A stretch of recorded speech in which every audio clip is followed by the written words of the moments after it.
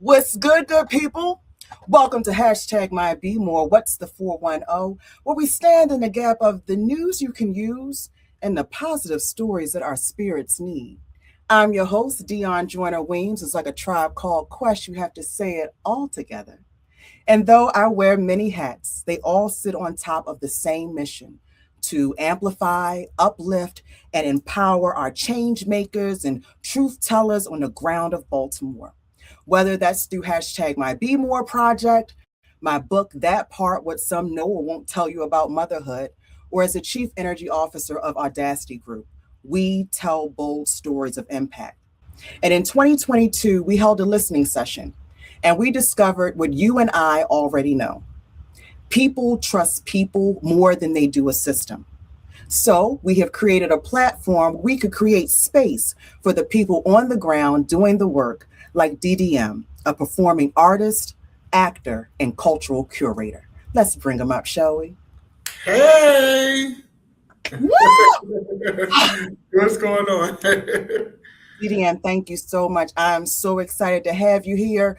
Now, before we jump in, I wanted to know if I can just want to give you we call this verbal flowers, your bio, if you wouldn't mind if I read this aloud. Sure. All right. Dapper Dan Midas, known as DDM, is an artist whose reach extends far beyond the Baltimore streets that shape him. A commanding live performer and songwriter, he has shared stages nationally with Dan Deacon, Future Islands, Beach House, Big Frida, and may I say Grammy award-winning Turnstile, earning his place through presence, precision, and a point of view. A storyteller across mediums, DDM understands performance as language. Through his popular Secretary of Shade YouTube channel and his starring role, oh my gosh, his starring role in the Sundance featured short film, Fuck 'em Right Back. His work challenges, his work connects, and his work creates space for people to feel seen. Rooted in Baltimore, yet resonating worldwide, DDM says it best. I do this. I'm a real artist with a side of performance and a diamond on top. Is that fair? Thank you. You are far too kind. I appreciate it. It's the truth. It's the truth. Now, before we jump into, the interview, the getting to know you questions, we like to do this segment called They Eight, where we ask you 8 rapid fire questions that give a taste of the personality behind the profession. So Okay. don't overthink it. All right, you ready? Yes. Number 1, crab cake, fried or broiled? Broiled. Nickname your family used to call you. Boot. Name one song on your get pump amp fired up playlist when you need to get. Hypnotize minds who run it. Ooh. Who would you rather debate for an hour? Your biggest fan or your smartest critic? My smartest critic. Respect. Would you survive a zombie apocalypse? Yes. Okay, clearly. Give shade or give grace? Give grace. Oh. Is it wrong for a vegetarian to eat animal crackers? No. Last one. If you had 25 hours in a day, what would you do with that extra hour?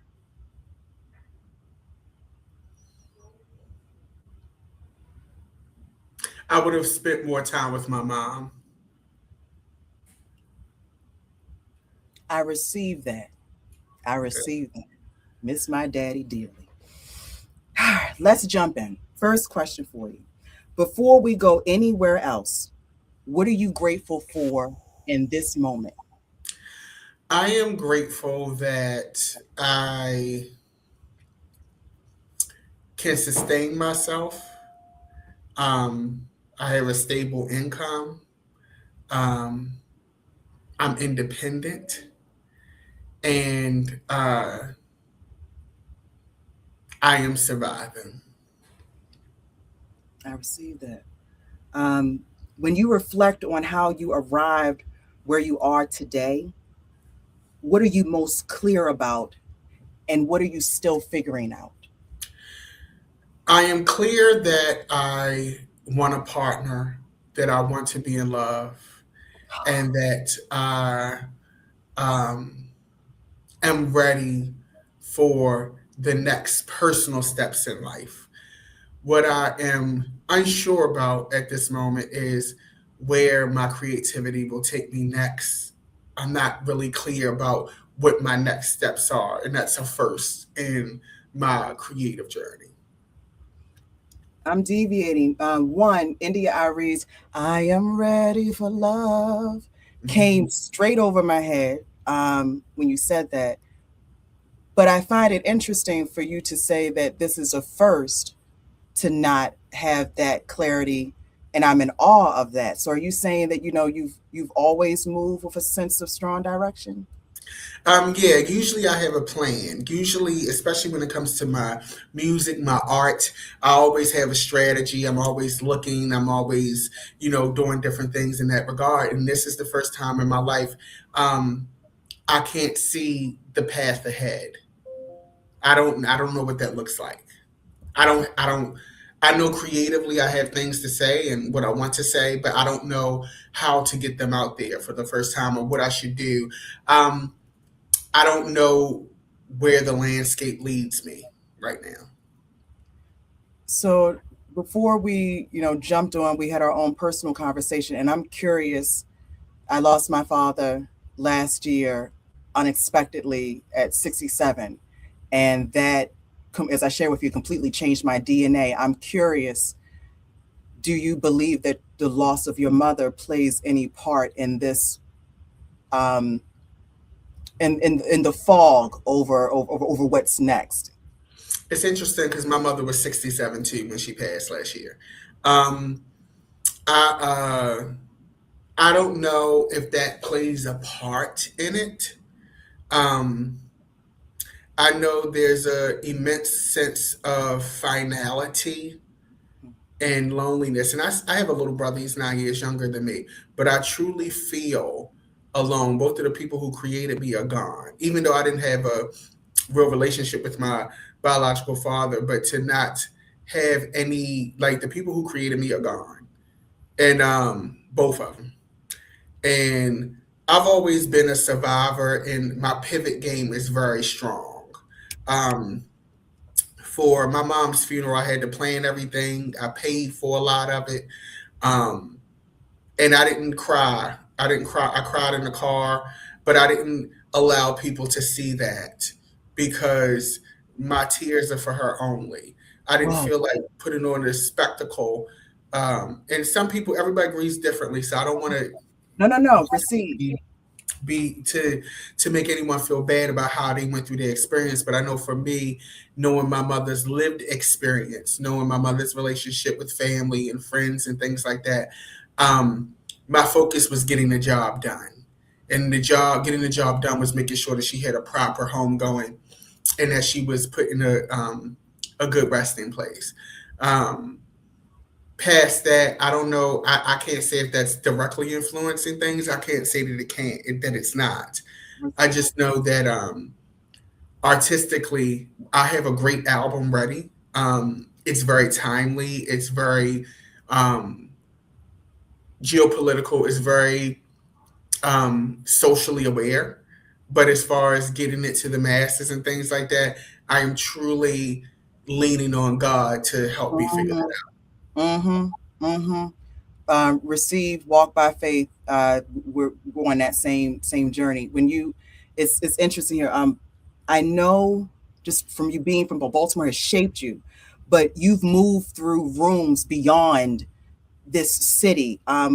What's a Baltimore truth? So I'm kind of like switching gears some, but um, what's a Baltimore truth that still grounds you, and what's one you've had to challenge yourself to grow from? I think it's the same thing. A Baltimore truth is that none of this is real, but also to a challenge is that stop believing that none of this is real. Damn. Can you go deeper? Meaning that there's a certain groundedness that comes with being from this city. Like when I remember when I would go to like California and things like that, my first trip to Malibu, and we're driving up the coast, and in my mind I'm like, this is a vacation, this isn't real, this isn't, I'm just here for this time. I didn't believe that that could be my life. So that helped me in some ways because when you go into these rooms with industry Mm, people, television, film, music, and they will tell you all of these great things, they always come in very optimistic. Um, but me being from where I'm from, it mhm. kind of makes me like, yeah, this all sounds nice. But on the flip side of that, sometimes you do have to kind of fall in the fantasy a little bit because you don't want to fall on the side of being a pessimist. And Mhm. then if you keep believing that these things are not real and they can't happen for you, they won't. You have it. Right. Right. Uh, Hmm. I love that the phrase in a fall on fantasy some. From where you stand, what's something happening in Baltimore right now that feels so important but isn't being talked about honestly or often enough from your perspective, your seat? I think people aren't talking about how it's maybe a few things, but I'll keep it short. No, no, no, Um, please don't. Please don't, uh, DDM. um, I think people aren't talking about how um, Ivan Bates is not our friend. Um, I've never seen a place where your murder rate goes to a 50-year low and your state's attorney, whatever his title is has he can't appreciate that. Mm, Um, his solution for everything is to just lock people up. And I do think that there should be accountability. I'm big on accountability, but to not recognize the peace efforts that have been made to lower that crime rate, and instead of partnering and saying, okay, yes, there needs to be accountability, there needs to be disciplinary action, but also too, this is really working. right. And I don't think we're talking about how two black men not being able to partner is embarrassing I receive. in a majority black city. Um, I think that we're also not talking about. I was walking through Fells Point. I just came from the tattoo museum. I'm a big tattoo fan, so I came and got my shoulder done. And this was a couple days ago. And the looks of Hispanic, Latino people, they were all walking with their heads down, Mhm. avoiding eye contact, and terrified. And that's the general. You seeing children, teenagers from school looking at you and then avoiding eye contact. Um, there's a real fear Mhm. in South Baltimore from the Latino community um, as it pertains to this administration. Um, we're not talking about, in my opinion, um, the art scene is in a lull. Turnstile just won a Grammy, two Grammys, best rock album, and I forget the other category.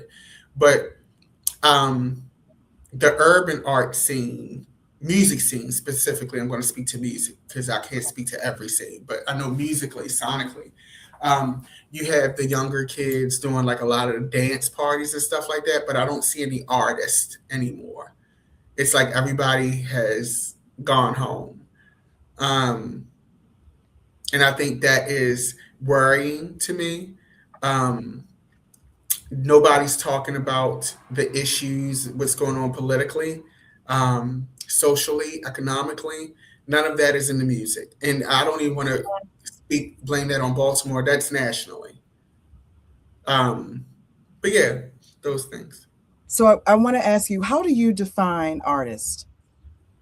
An artist is a person who, in my opinion, it's several things. A person who is able to communicate, who an artist has many muses. Mm-hmm. Um, an artist expresses themselves in a myriad number of ways, and they are not easily defined. An artist is complicated. Mm-hmm. An Mm-hmm. artist is a falling star. An artist is the shock from a blanket fresh out of the dryer. Oh, That is an artist. Beautifully complicated. beautifully complicated. As you were speaking, I was thinking about Nina Simone, and I know I'm probably paraphrasing, but just her discussion of that an artist has a responsibility to be a reflection of the time. That it Yes, very much really so. is a response. So when I'm listening to you, I'm curious, DDM, when did your responsibility start? I'm deviating, but just the way you have an empathetic heart and you're great at translating in layman's terms what you see around you. But I'm curious, when did your sense of responsibility kick start for you in your work, in your gift? In my art, well, I've always documented what was going on. And my work is very much different characters, different pages. That's why my recorded works all sound like movies. If you play them all together, they sound like one long film. So if you take Beautiful Gowns and you can, the last song on Beautiful Gowns can play right into the Ballad of Omar and it's seamless. You Mm, take the last song on Ballad of Omar and start Gold Dust and it seamlessly blends. With Gold Dust, if you play the last song on Gold Dust into this new project, Apocalypse Era, it's seamless, but it's a totally different sound. It's a different, each project is a different scene in a movie of life. So when you, like, for example, Apocalypse Era, my new project, is very, I've been working on that project for 5 years. I started whoa, working on that during the the pandemic, actually yeah, six. yeah, yeah. And I started it late 2020, and it talks about everything from me wanting to be in love to the government to social commentary on my generation, pop culture, the fall of the malls. Um, and so, what I love about making these different songs, I think I've made about 70 songs, and this project is only 12. What? Um, and so, you can literally hear what was going on in the world in certain pockets. This project has elements of grunge, punk, hardcore, pop, um, instrumental. It's so many things that you hear in this project. So many. It's this project is such a reflection of my musical taste, of Mm, my sonic yeah, sensibility. yeah, yeah. Um, I'm singing a lot more on this project. Um, and so each project, like Ballad of Omar, was a story about a gay boy from West Baltimore finding himself through some tough arenas and dealing with the struggles of a first love that was hidden Mm, and not able to express. The beautiful thing about these projects, like when I look at Beautiful Gowns is fun, it's pop, it's optimistic, and it's a great entry into who I was as a person and what I evolved into. When you understood. listen to Ballad of Omar, you get a backstory on how that person arrived to Beautiful Gowns. Mm-hmm. You Mm-hmm. listen to Apocalypse Era, which will be coming out, is you see the grown man version of Beautiful Gowns and Ballad of Omar. It's kind of like when you watch X-Men or the X-Men films and you have Old Man Logan. Yeah. Apocalypse Era is Old Man Logan. This is a person who has seen things now, who has had experience, who has lived experience, who have survived some crazy things, and now is using that knowledge to be an oracle to the people Mm. behind him. Mm-hmm. Mm-hmm. Mm. It's interesting because now I'm reflecting back when the day 8 questions and the energy in which you responded to would you survive a zombie apocalypse? You're like, absolutely. So, but now as I'm listening to you, I'm like, oh, I can see why. Absolutely. Like it's from the lived experience, that whatever is coming, you've been prepared for it. So it's not a Mhm. question for it. So I received.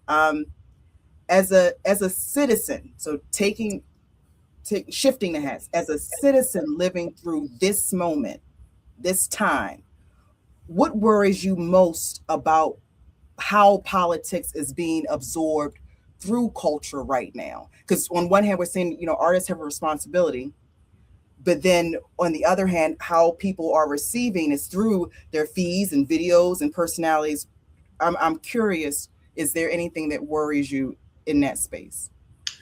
I'm worried that the advent of technology, AI, and also too, um, people not wanting to be wrong has avoided us and prevented us rather from being able to have a conversation and find mutual ground. Um, I'm concerned as a citizen that um, I'm finding that my American brothers and sisters are not as Mm, wise as I thought them to be. Having had the privilege to travel to other countries to visit Europe and, Germany, different places like that, and see how aware the citizens of those areas of the world are of their politics, their government, their laws, their rules, mm-hmm. and to be an American and realize how unaware and careless we were with what we had. Um, and to instead of try to fix that, lean into the circus as long as we're entertained is very troubling. That was well said, and now it reiterates your point of when you listen to music today. Would you say that you may not hear as much through our music about what is presently happening, some based in fear and ignorance? Could I think fear is a big thing because what I think you're seeing is an industry and a country stunned. uh, When we look at the history of America, um, with the exception of Pearl Harbor and 9/11, we've never had any wars or any, attacks on us mm, in the modern era. mm-hmm, Um, we could always tell our president to F off, mm-hmm, mm-hmm, even mm, in the worst times with Richard Nixon and all of that. You can go on TV and do that. I think what you're seeing is a system and people who are stunned and shocked.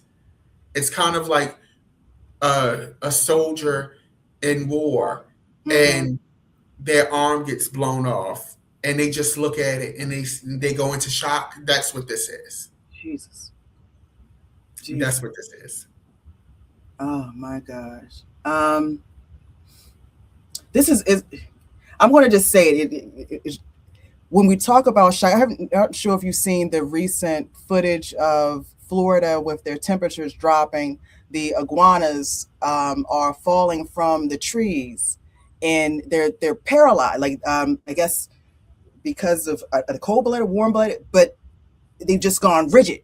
And you're Mhm. seeing trucks full of all these iguanas, and it is the most, for me when I'm looking, it's the most eerie look of shock to me. So as you're explaining what's happening in modern day with American people, I'm thinking about these truckloads of animals just paralyzed, and weird correlation, but the Mhm. feeling is the same, Yeah. paralyzed. Um, I'm switching gears again. Performing artist. As a performing artist right now, what does it actually take to stay, as you stated in the beginning, to stay independent, visible, and sane in today's industry? What don't people see behind a performance? Like what? How do I you do that? think the first thing is you can't go into it wanting to make a bunch of money. Um, Between the advent of streaming and things like that, if you're an independent artist, and this independent artist with way bigger names than me who are just lucky to break even, you know. So you can't get into it thinking that you're going to be super rich. There are some people who are you savvy with your merch and things like that, but it does take money. Um, and right now, you're in a landscape where people, music, and even movies are not at the forefront of people's minds right now. It's just Hmm. not. Hmm. You look at the movie box office; it's been a little sluggish. Um, Even like tentpole films like Fantastic Four did well, but it didn't do well. Avatar did well, but it didn't do well. You Dang. know, people's minds are just not attuned, and I think part of that is um, you have to make products that speak to people. Now, the films that are doing well at the box office are original stories. Hmm. Sinners, Weapons, Marty Supreme. Those are like films people want to see original stories, or they want nostalgia, or they Oh, want something that they can take their children yeah. to escape Zootopia doing gangbusters at the box office. Mm-hmm. Mm-hmm. As a musician, your business has already been knocked down with streaming because people just don't feel like they have to pay for music anymore, which is why people sell vinyl and cassettes and things like that. The public has been officially conditioned and trained that music is not something to be paid for. Damn. They will go to a show if the show, like, you can't just show up anymore and have on a nice outfit. Like, they want, for $30, they want a $60 ticket show. And so one has to be mindful of that um, when entering this arena. If you're doing it now, you got to be doing it because you love it. You Mm, can't be doing it for, you know, you got to love it. You got to love it. I received that. Okay. Wise advice. You move through it. You just you did it right here. You move through music, film, commentary, and live performance. In this moment, which of those spaces feel the most honest? And are there any that feel compromised? And you kind of touched, but you could go deeper. As far as me personally, Based off of your view of those industries and spaces, is it ones that feel more honest to you, like you were talking about, the independent films, and you have a story, and are there spaces that you feel that have been compromised, and like you said, that you well, touched on film has definitely been compromised severely um, because with the rise of streaming, once again, it. Hmm. in that industry, you know, it takes a lot to get a show to pass development and actually in production. Um, they're not. There was a time we had a window where shows starring Black people and people of color um, were getting greenlit, doing well. Like you could walk in the office and get one. Not so much anymore. When you look at television, for example, and I'm saying this because I've had the meetings, I've spent time in Los Angeles, I've sat in the production companies, I've pitched my own shows, I've done show Bibles, I've done it. If you're not a major name or have a major production deal, it's going to be very hard for you. They want surefire things. They want four quadrant things. When I say four quadrant, meaning Yeah. things that an entire family can watch. Mm. Um, they don't want high concept. They want something that A plus B plus C, 1 plus 2 Yep. equals 3, one Mm-hmm. plus 1 equals 2. Mm. Like it is very hard. Now you have niche studios like A24 Neon who do art house things, but even their things now, they're looking for something that's going to draw to the box office, you know? So everything, because the money is different, the economy is different. People, even with the streaming services, people are sharing passwords and things like that. The money isn't where it used to be. So the business is very shrewd as to what it puts out. And to the public, it seems like they're spitting something new out every day. But I want to put this into perspective for you. For every Wonder Man, there's 10 shows that didn't make it. Damn. For every Marty Supreme, there's 15 scripts that are sitting in some studio's backlot. So it's more than just you being talented. It's more than just you having a great story. Do you have the capital behind you? Do you have the social currency behind you? Is your story relevant to the time? By the time we produce this and put it out, will it still be relevant or will it be late? All of these things play a part into the business, and that's why you get what you get. For someone that's, I'm being honest, as I'm listening to you, I'm one of these people that by faith I stay encouraged, but by listening to the reality, you can see how it is easy to feel discouraged. What would be your advice to someone that falls into that space of they have the talent, and you just said you've got to be passionate about it, but knowing that for every one, there's 15 that were sitting, how do you stay motivated? You can't be doing it for recognition. And that's a lesson I had to learn. When people, I remember 10, 15 years ago, when people would ask me what I wanted for my career, what I wanted, and I always say, I want to be famous. I want to be a star. That was always my answer. And it was a true answer. Mm-hmm. But now, that can't be the answer. Because if that is your motivation, you are going to be very disappointed. You have to be doing this because you're passionate about your art, you're passionate about the story that you're trying to tell, and it fulfills you. You can't do it to want to make your family proud. You can't do it to get the right kind of boyfriend that you want. You can't do it because you want to, say gotcha to the people in high school who were not kind to you. You have to do it because you love doing it and it keeps you going. And you have to do it understanding that everybody may not want to do it with you. And Whoa. that's fine. You can't get mad because your city didn't support you. You can't get mad because you didn't get chosen for this grant. You can't get mad. Like, nobody owes you anything in art. It is a pirate industry. Woo! And that's the reality. So you have to understand that it is a business. It's a business. Either you want to be in the business or you want to be in art. Some people get fortunate enough to be in both, but honey, you got to pick a struggle. Damn. And I'm gonna tell you this: whoever cuts the check sets the deck. So when you go and take people's money, understand that they are dictating what you're doing. And quite frankly, I don't feel bad about that. I'm not mad at them. That's their money. If you want to do things your way, then find a way to pay for it yourself. Yourself.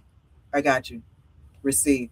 For people that are listening to this, and again, I have 3 children, and my youngest twin is 12, and since birth, he's wanted to be a Disney star, right? And he's done auditions, and one of them didn't come through, right? He got called to do the voiceover.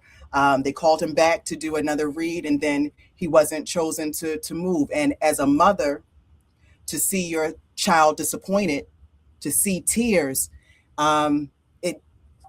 it tore at my heart. But then I also had to explain to him, you're going to hear, and if this is a space that you want to be in, you're going to receive so many more no's before your yes. So you have to be clear on if this is the space that you want to be. So I want to say thank you for being honest for those that are really looking, to do this. So I received that as a parent of a child that has these, aspirations. So thank you for that. Absolutely.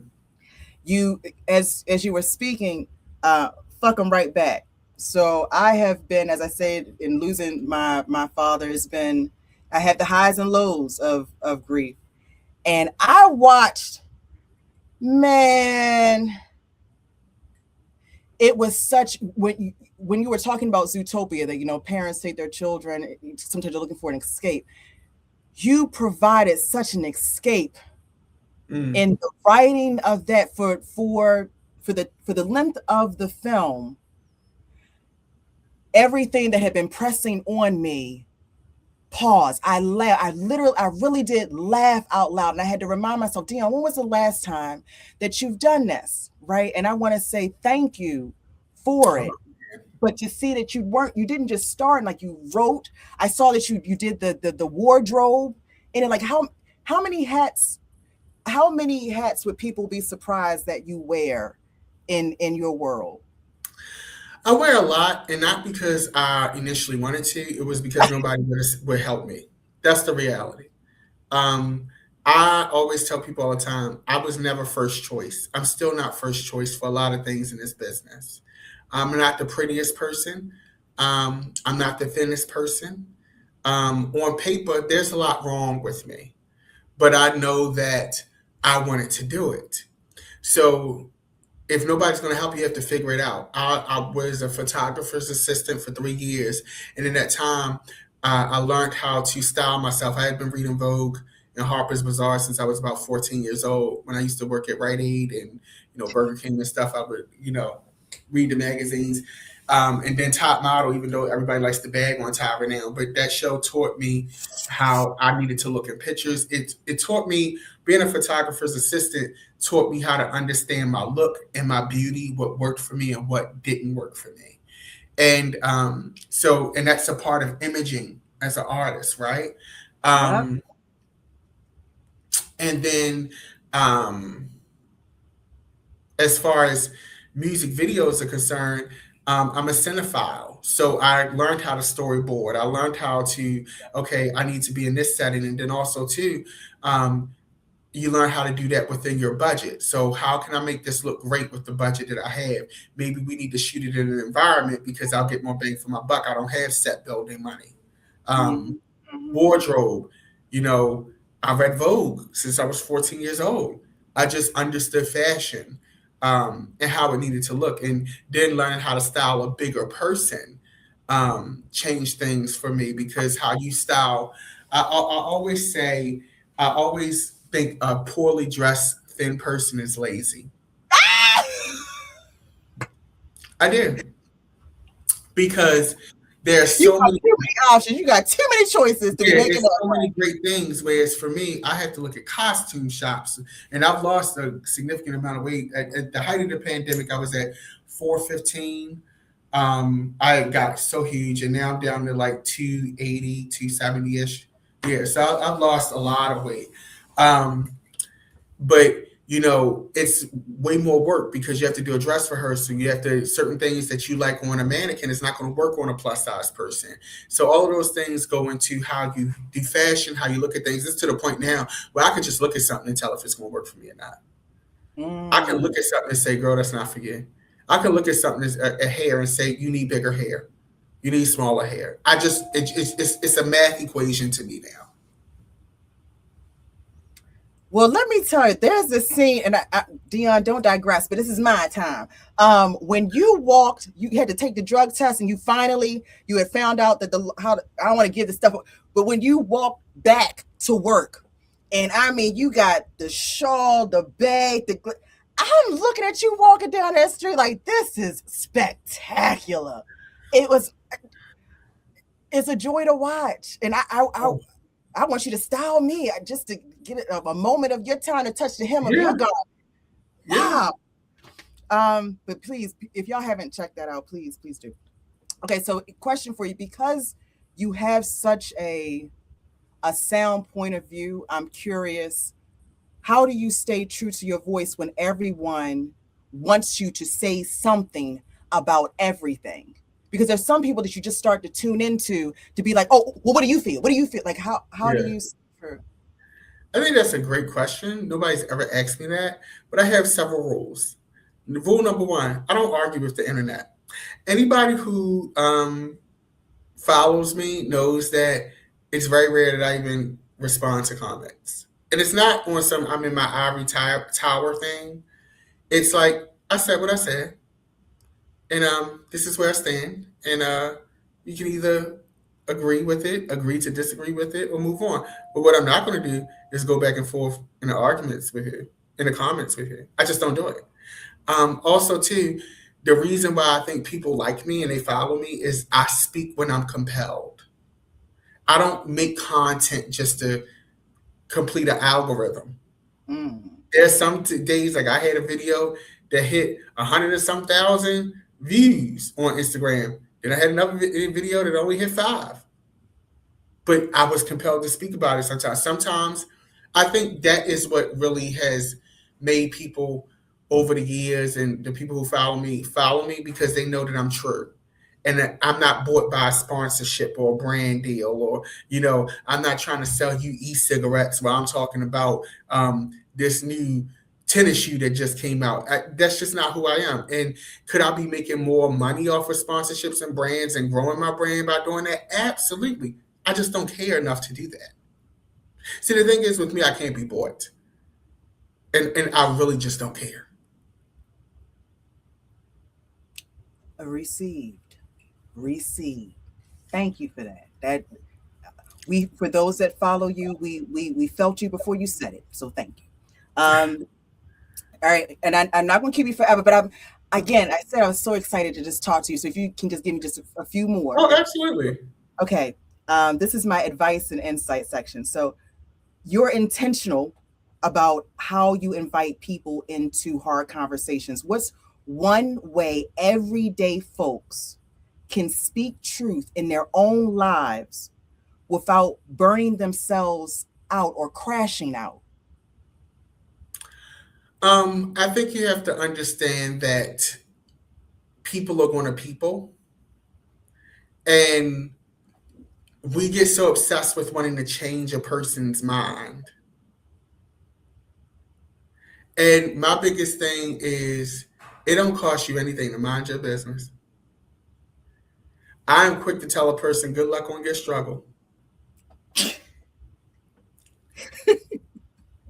The thing is, I look at stuff like case in point. I'm gonna use this as an example. I had a gentleman who I really liked, um, who told me, "Hey, I just want to be friends. I think as I get to know you, I want our friendship to stay." And I really liked him. Like I wanted to jump his bones.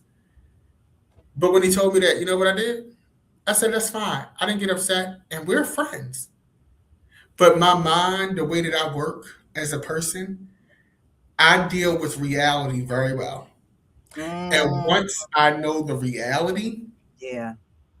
and sometimes I think this gags people a little bit because they think that they're going to have to go through a struggle and go through backlash. No, once you tell me something and what it is, I accept it. The problem though for you is once I accept it, I never go back. I never look back and turn to salt. I will not be turning to salt for anyone. Okay? Hmm. So as I understand what it is, I move forward. And That's so that is how I get through things. I'll have a healthy dialogue, but once I see, I used to be a mental health worker at Shepherd Pratt. So I worked in the mental health industry. I worked on a dementia unit and sexual trauma victims unit. And so I learned very early, once a person shows you who they are, you have to let them live in that because the only person that can change their mind is them. The only thing you're going to do is frustrate yourself and have a target on your back. Good luck on your struggle. Let me know how that works out for you. And I'll move on.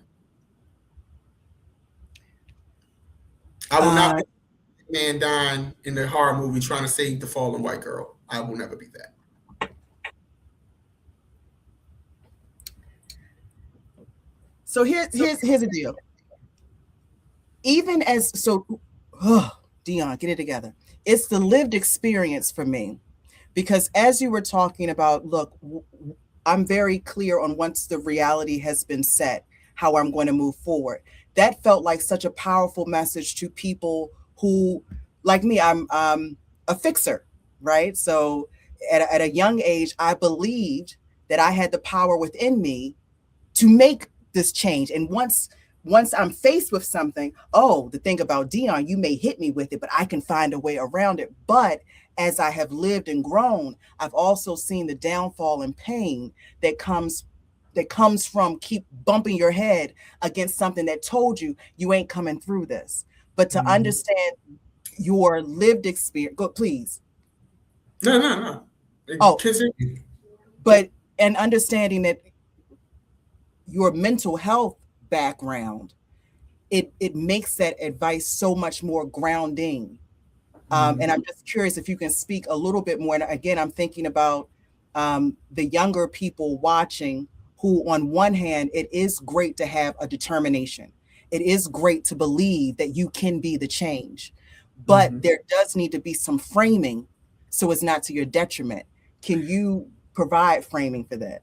Absolutely. I think people like you are necessary. I think everybody has a part to play in the machine of life. And so you need those people. I am not one of those people. I am the person who will allow people like yourself to dream and fix and workshop your idea. And then after you workshop your idea, I'm going to help you get your idea realistically done.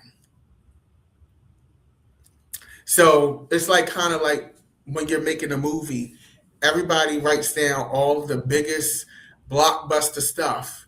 And then you have somebody like me come in and say, we can get this same story out, but we're going to have to adjust it for budget. Understood.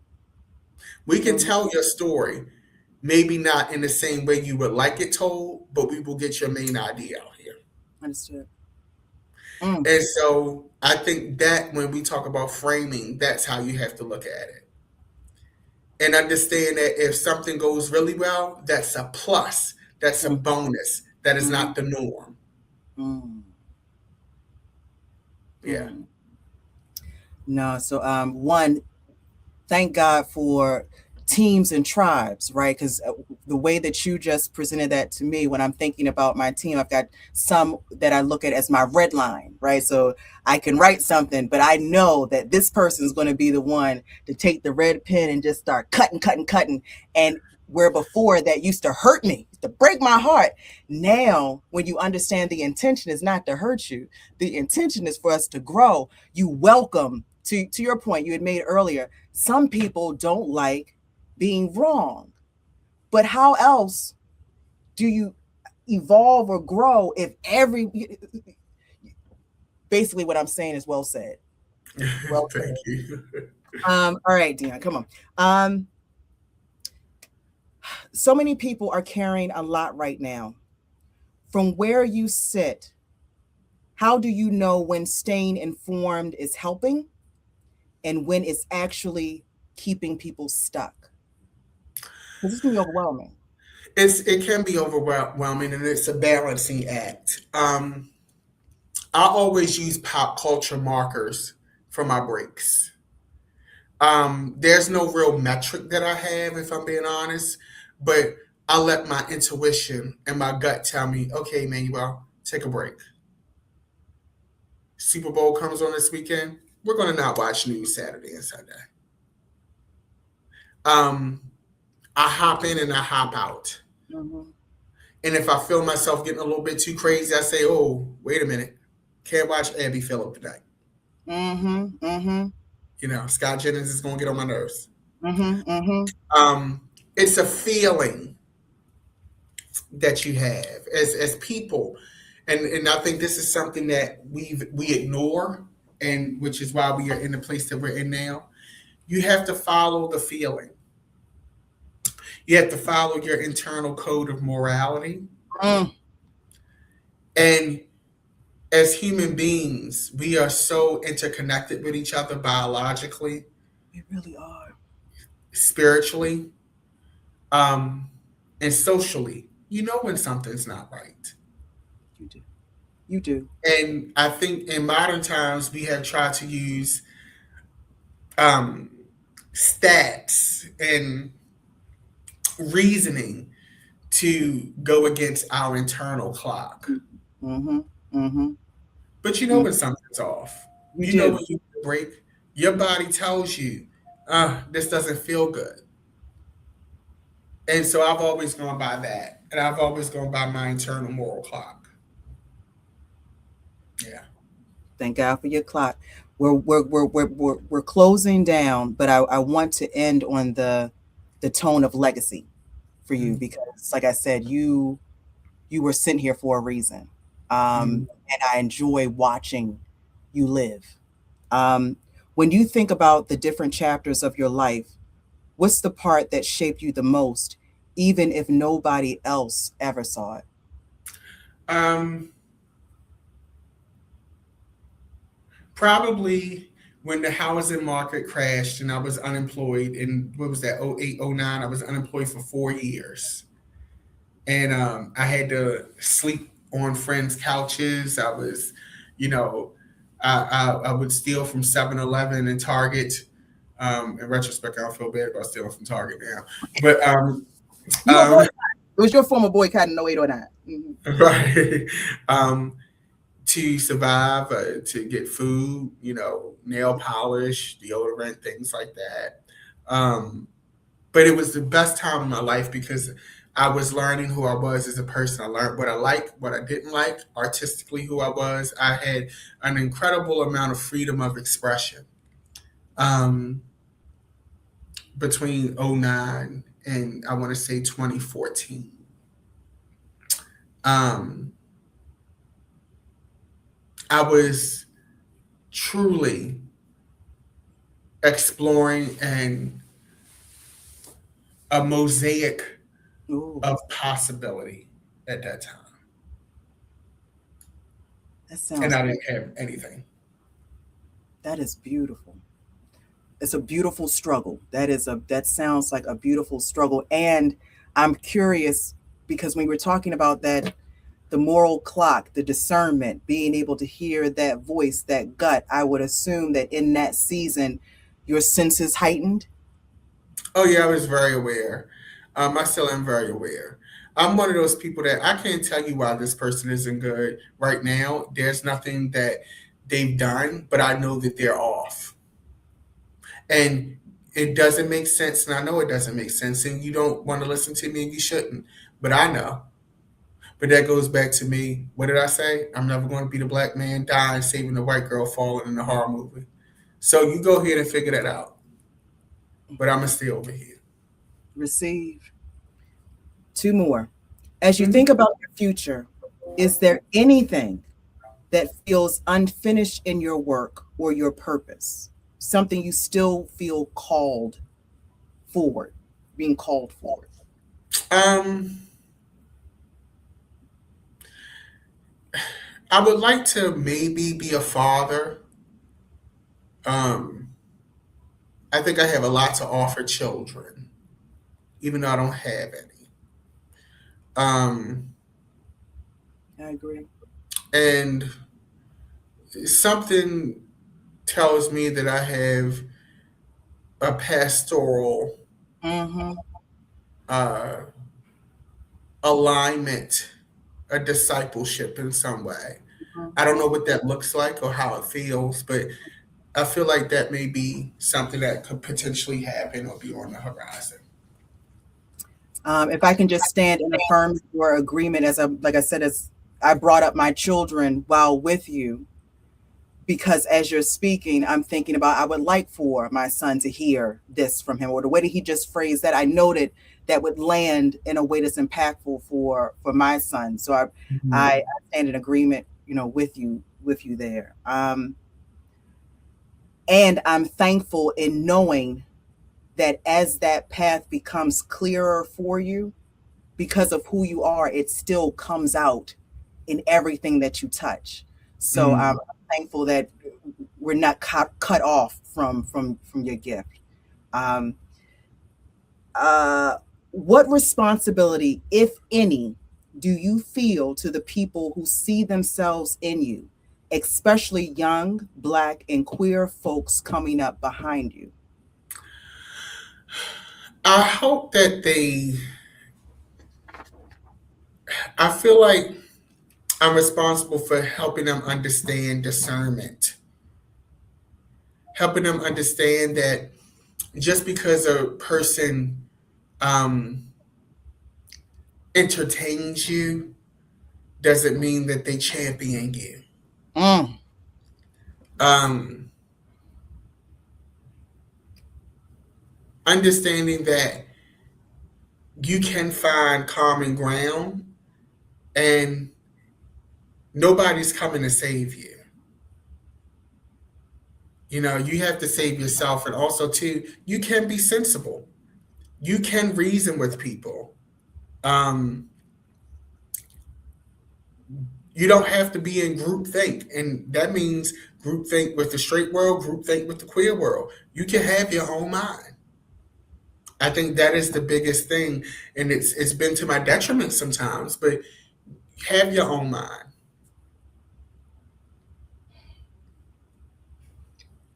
I love it. I love it. Um, Last question for you. As we close, what feels important for you to name right now, and how can people stay connected to what you're building next? You can follow me on Secretary YouTube.com/Secretary of Shade, my Instagram, Dapper Damitis. Um, my new project, Apocalypse Era. Um, I think it's probably my most scary work because of what it says. It's probably my most eclectic piece of work and diverse and grown piece of work. You're hearing a grown man. Hello. You're hearing a grown man who still has a youthful spirit, um, but is wise enough to not make youthful mistakes. Mhm. Youthful mistakes. How would you describe how curious of your definition of youthful mistakes? Certain things, you know, you think certain things are around for forever. You also think that certain people are your friends and they're not. Um, you learn as you get older to not pull your pom poms out for things too quickly. Mm. Um, Sometimes you do have to let it play out. You gotta let it play out. Mm. Can I tell you, this has felt like my own therapy session, because if I think about you, my our personalities are maybe inverse. I'm a cheer. People would look at me as a cheerleader, right? I Yeah. say I'm a fixer, and as I'm talking to you, I can feel that discernment of you of, okay, easy now, let it play. You're. If we were around, I can see you doing a lot of a lot of whoop, ooh, calm her down, and I love I love that, because it's the balance, and the world needs balance. Yeah. And you bring that to Baltimore, you bring that to every room that you're in. And when I find that I'm sharing space with you, I know I'm in the right space. Uh, Mm. so I just want to say thank you for what you do. Thank you so much for taking the time with me. And I pray this won't be the last one, because I have so many more questions for you, but I've taken enough of your time, sir. But thank Oh, you. thank you for having me. I appreciate it very much. And on that note, my folks, that is hashtag mind be more. What's the 410 with DDM? With that, we say peace. And that's it. And I will. I just want you to be great. I just want you to be great.